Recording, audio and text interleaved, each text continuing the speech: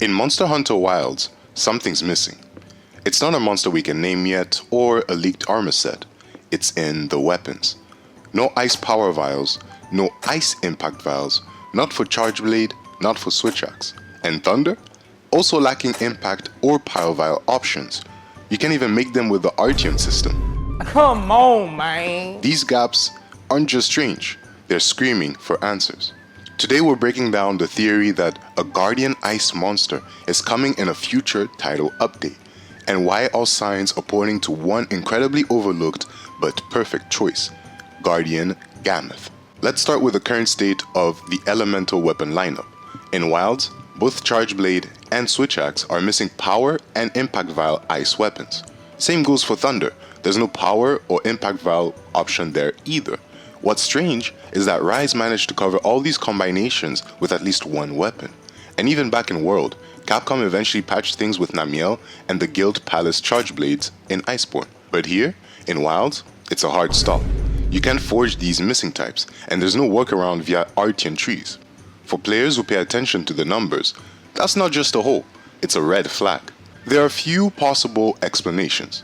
Some believe Jin Dahad was supposed to provide these missing vials, but didn't get a full weapon set due to resource limitations. Others think it's just another Capcom oversight, like Water Impact Charge Blades in World. There's even speculation about a future Relic Siege, similar to Kuv Tarof, to cover the gaps.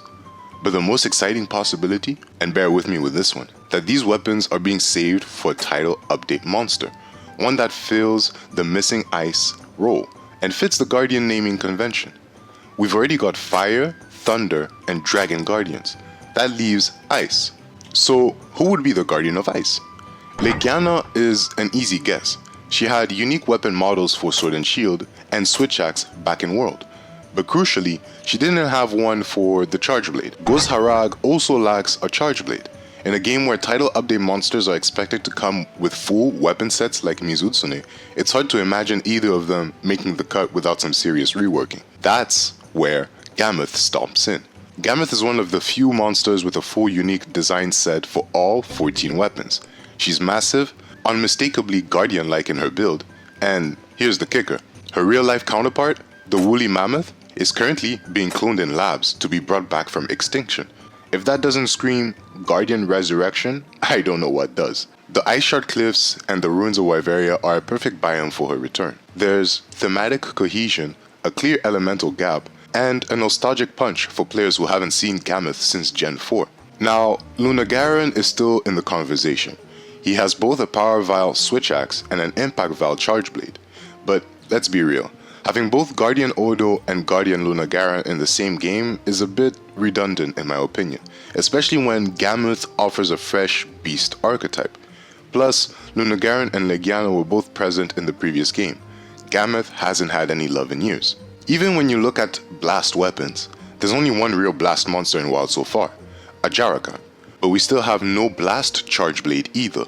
So whether it's Brachydios, Molten Tigrex, or Magnamolo returning, there's clearly room for more explosive content.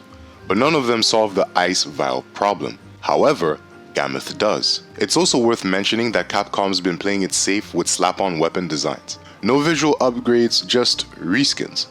But historically, title update monsters get the royal treatment. They come with full custom gear. Think Deviljoy in World or Rajang gaining a full weapon set by the time he hit Generations Ultimate. If Wilds follows that precedent, Guardian monsters like Gammoth will come stacked with gear to match. So where does that leave us? The absence of Ice and Thunder Vial weapons isn't just a coincidence in my opinion. It's a signal. The presence of unused Guardian weapon files only fuels the fire.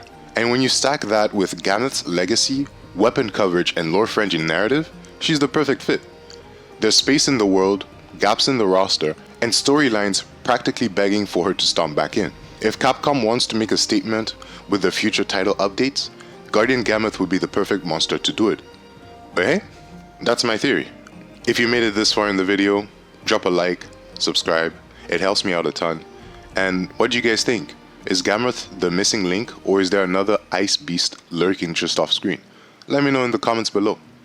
And I'll see you guys in the next one. Peace.